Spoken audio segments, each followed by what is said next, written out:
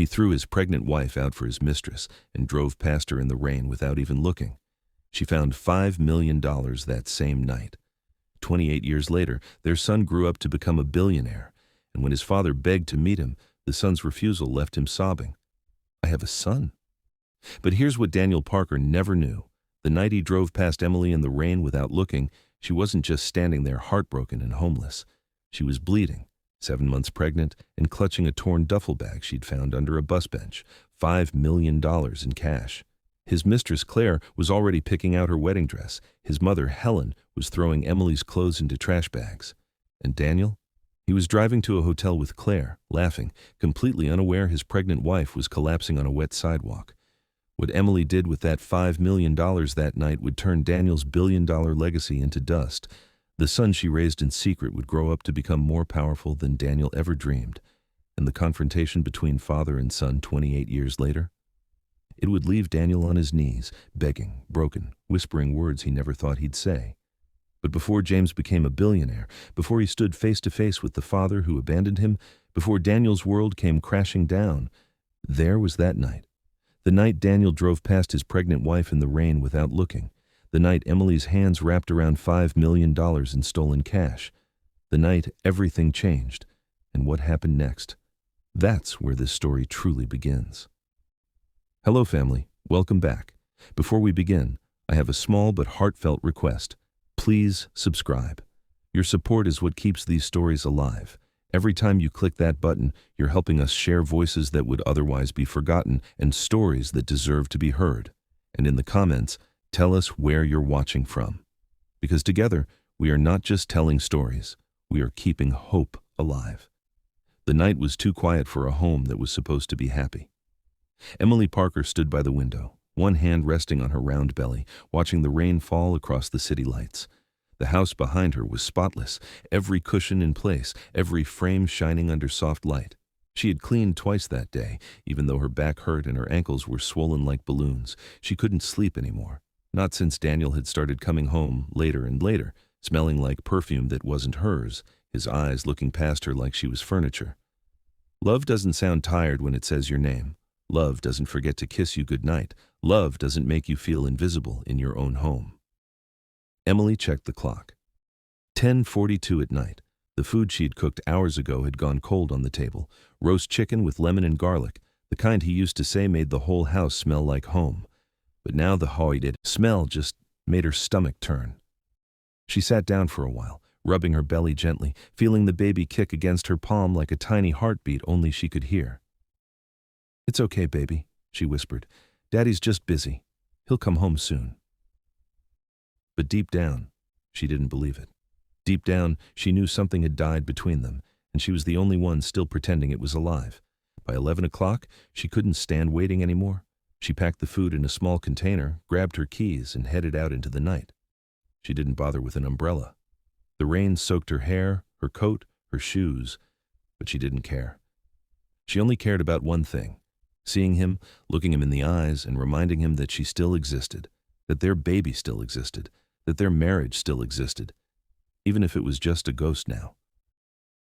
Daniel's office was downtown on the 15th floor of a glass building that looked like money.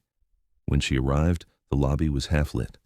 The night guard gave her a polite nod. He had seen her before, seen her waiting, seen her hoping. She went up quietly, her heart pounding so hard she could hear it in her ears. The elevator hummed like it knew a secret. When the doors opened, she saw his office light still on. Through the glass wall, she spotted him sitting across from someone, a woman. At first, she thought it was just a coworker, just business, just work. But then she saw the way he looked at her, relaxed, amused, the way he never looked at Emily anymore. The woman, Claire, laughed and leaned forward, touching his hand, and Daniel didn't move away. He didn't flinch, he didn't pull back. He just smiled. The shock hit like cold water. Emily froze, her throat closed, her stomach twisted, her chest went hollow. She pressed her hand against her belly as if to steady herself, as if to protect the baby from what she was seeing. When Daniel finally noticed her standing there in the doorway, soaking wet, holding a container of cold chicken, he didn't jump. He didn't panic. He didn't look guilty. He just looked irritated, like she had interrupted something small, like an annoying phone call during dinner. "Emily," His voice was flat. "What are you doing here?" She opened her mouth, but words wouldn't come out. The container in her hand felt heavy. She could barely whisper. "You didn't come home. I brought you dinner." Claire stood up awkwardly, pretending to organize papers that didn't exist. "I should go," she said quickly, but her voice was smug, satisfied, like she had already won. But Daniel waved his hand. "No, it's fine." He looked at Emily again, sighing like she was a child throwing a tantrum. "This is embarrassing, Emily. You can't just show up here." Emily felt something break inside her, something that had been cracking for months finally shattered. "Embarrassing," she said softly. "You call this working?" Claire's eyes darted away. Daniel's jaw tightened. "You're overreacting," he said sharply. "You've been acting crazy ever since you got pregnant. Maybe you should focus on your health instead of playing detective." Emily blinked back tears. "I'm not crazy," she whispered. "I just miss you."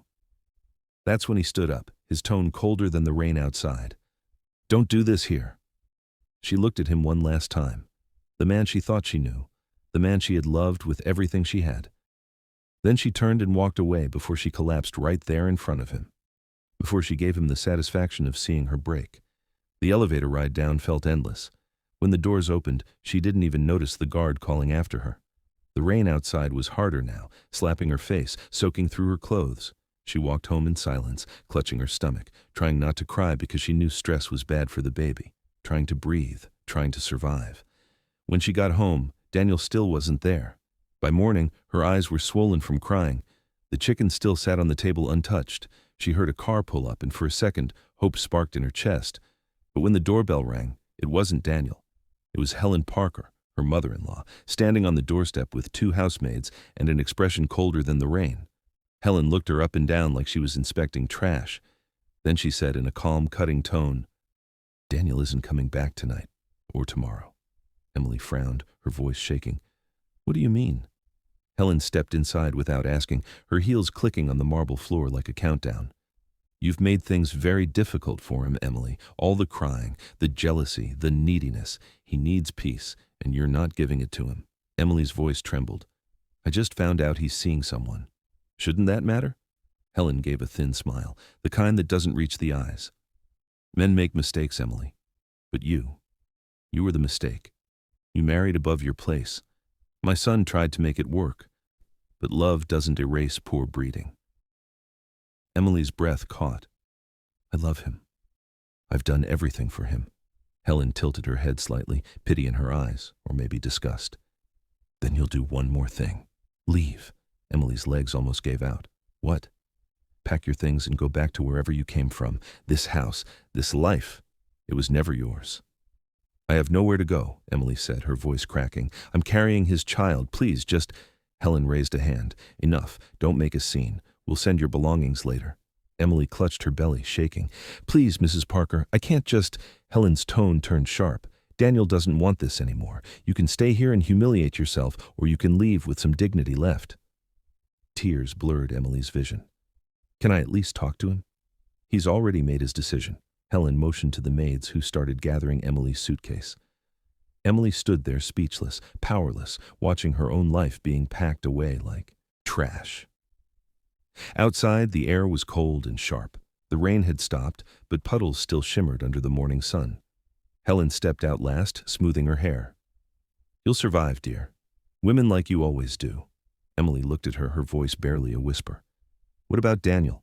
Helen smirked. "He'll be fine. He always lands on his feet." The car door slammed, and they were gone. For a long time, Emily just stood there at the gate, one hand on her stomach, the other wiping at tears that wouldn't stop. Hours passed. The mansion behind her went quiet, like she had never lived there. She waited, thinking maybe Daniel would call. Maybe he'd come after her. Maybe he'd realize what he was doing. But when his car finally appeared down the road, hope lit her face. She stepped forward, ready to wave, ready to beg, ready to fight for her marriage one last time. But he didn't stop. He didn't even look at her. His eyes stayed straight ahead as he drove past the gate and disappeared into the city. The last thread inside her snapped. By afternoon, Emily was walking. No destination, no umbrella, no plan. Just one foot in front of the other, because stopping meant collapsing, and collapsing meant giving up. And she had a baby inside her who didn't deserve a mother who gave up. The wind blew hard, making her wet coat stick to her skin like a second layer of cold. She passed bus stops, coffee shops, people staring at their phones. No one saw her. No one knew what had just happened to her world. She was invisible. Just another woman walking in the rain. Just another story no one would ever hear. When she reached her old neighborhood, she went straight to her parents' old apartment, the place where she grew up, the place where her father used to read her bedtime stories and her mother used to braid her hair. But when she rang the bell, a young woman opened the door, confused, holding a baby on her hip. "Sorry," the stranger said kindly. "The Parkers moved out years ago. I think they sold the place." Emily mumbled an apology and stepped back, dazed. Her father was dead. Her mother had moved away after his death, and Emily had been so wrapped up in Daniel, so desperate to build a new family, that she'd lost touch.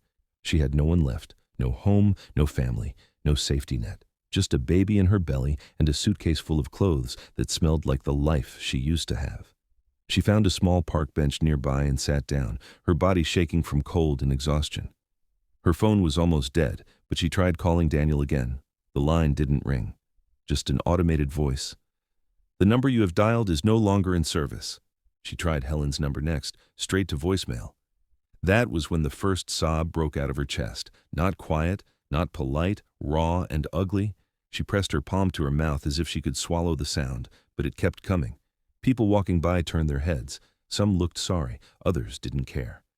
After a while the rain returned, soft at first, then heavier. She didn't move. She sat there soaked to the bone, one hand on her belly, whispering, "It's okay, baby, I'm here, I'll figure it out." But even her voice sounded hollow now. The streetlights flickered on one by one. The world felt blurred, too wet, too quiet. She pulled her coat tighter and tried to think.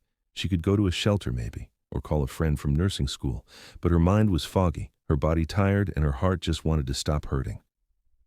By the time night came, her feet were swollen and her hands numb from cold. She found a covered bus stop near the edge of town and sat down. No buses came anymore. The rain hit the roof above her, steady and merciless. She looked down at her belly again. "I promise I won't give up on you," she whispered. Her voice trembled, her eyes half closed. "Even if nobody wants us, I'll still try." Her body sagged from exhaustion. Her breathing slowed. The city lights blurred into silver streaks through the rain. She could feel herself slipping, not into sleep, but into something deeper, something dangerous. Her vision swam, her chest tightened. The baby kicked weakly and panic shot through her. "No, no, no," she whispered, pressing both hands to her stomach. "Stay with me, baby. Please, stay with me." She tried to stand, but her legs wouldn't cooperate. She tried to call for help, but her voice came out as a whisper. The world tilted sideways. That's when she saw it. At first it was nothing, just a dark shape under the bench, half covered by a piece of wet cardboard. But when the next flash of lightning came, she caught the glint of something shiny. A zipper.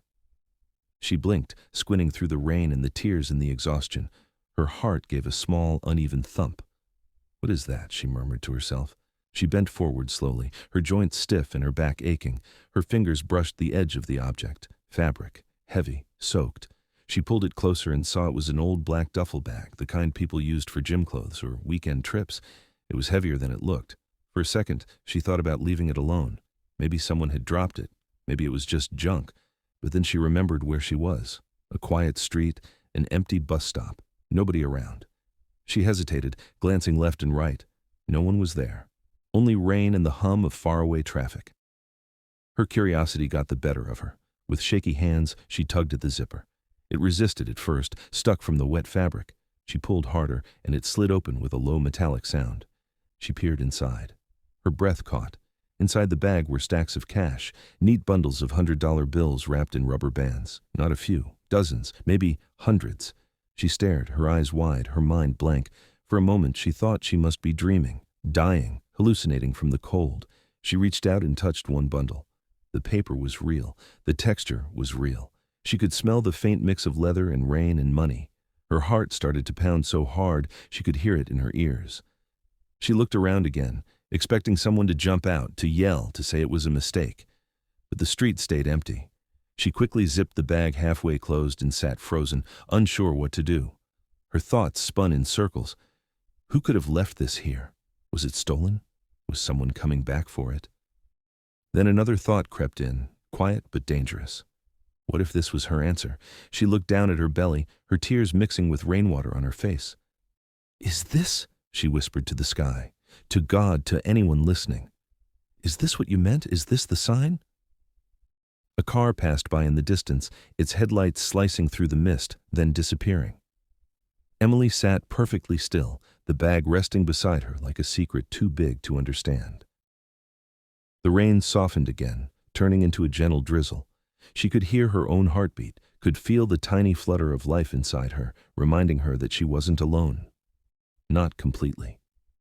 Slowly, she pulled the bag closer, pressing it to her chest as if afraid the night might take it back. She didn't know what it meant yet, or what she would do with it, or if it would save her or destroy her. All she knew was that for the first time in days, she didn't feel helpless.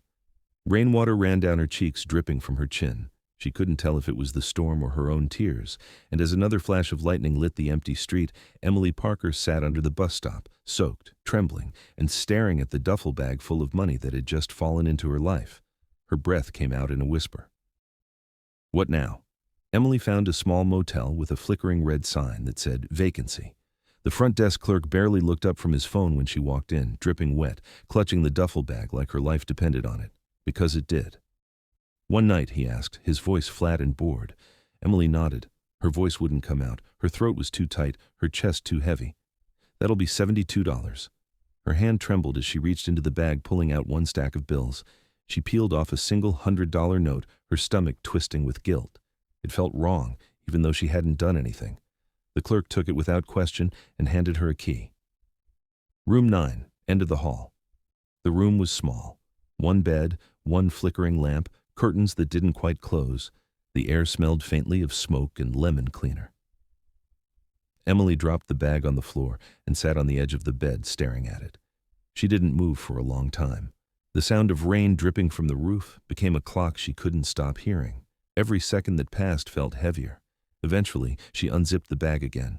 The sight still made her chest tighten. She ran her fingers over the crisp paper bands, whispering, "This can't be real."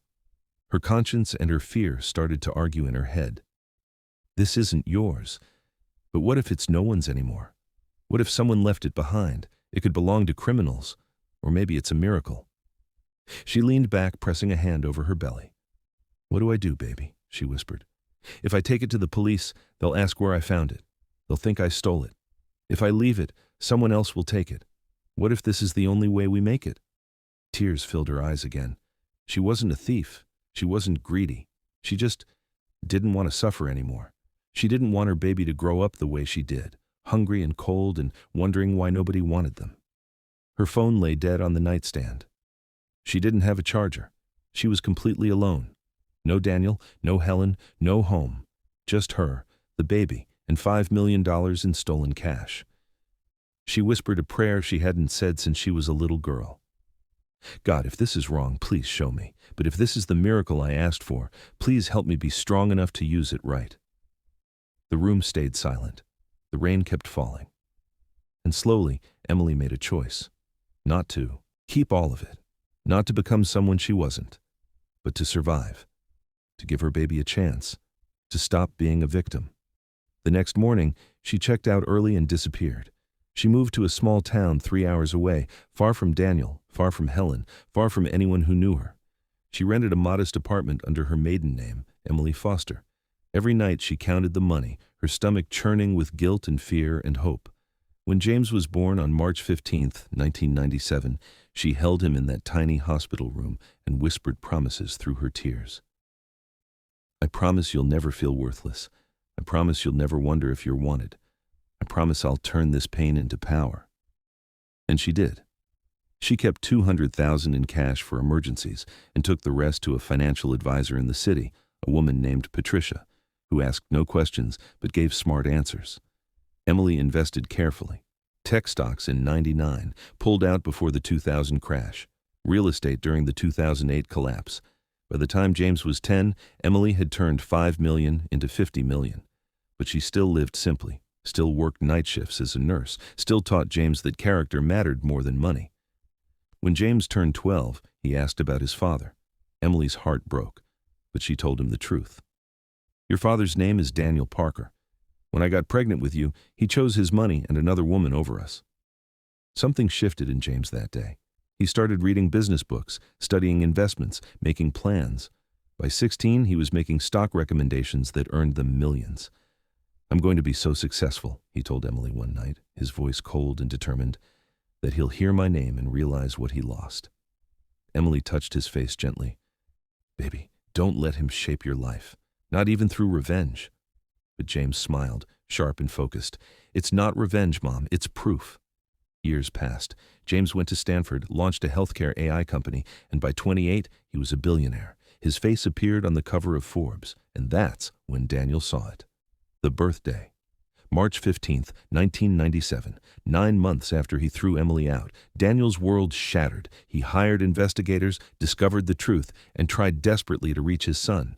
But when he finally approached James at a charity gala begging for just 5 minutes, James looked at him with ice-cold eyes and said, "Security, there's a man here who seems confused." Daniel grabbed his arm, desperate. "Please, I'm your father." James finally turned, his voice cutting like a knife. "My father? No, I had a mother. She was enough." Days later, Daniel received a package. Inside were photos of Emily in the rain, pregnant and abandoned, medical records showing she almost died from hypothermia, childhood drawings James made, everyone titled "Me and Mom" with no father in sight, and a note in James's handwriting. "You drove past her without looking. You threw us away.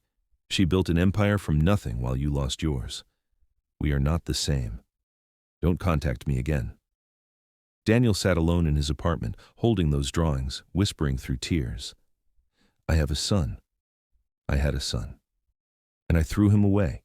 He tried calling, writing, begging, but James never answered, never softened, never forgave. The final image was a split screen. On one side, Daniel sat alone, broken, holding a Forbes magazine with his son's face on it, sobbing into empty rooms. On the other side, Emily sat in a beautiful garden James had bought her, holding her granddaughter Grace, surrounded by the family she built from nothing. James stood beside them, his arm around his wife Sarah, watching his mother finally smile without pain. Emily looked at the baby in her arms and whispered, "Your daddy loves you so much. And your grandmother? She's a fighter, just like you'll be." The camera pulled back, showing 3 generations together, whole and healed, while somewhere across the city, Daniel Parker sat in the ruins of his choices, finally understanding that some bridges can never be rebuilt, that some sons never forgive the fathers who abandoned them, and that the woman he threw into the rain didn't just survive. She became the mother who raised a king. And kings don't bow to the men who abandon them. If this story touched your heart, please hit that subscribe button right now. Turn on the notification bell so you never miss a story that could change your perspective on life. And in the comments, tell us where you're watching from. Are you in the United States, United Kingdom, Nigeria, Philippines? Wherever you are, we're grateful you're part of this family. Because together, we're not just telling stories. We're keeping hope alive. We're reminding the world that even in our darkest moments, we can rise. Subscribe now, and let's continue this journey together.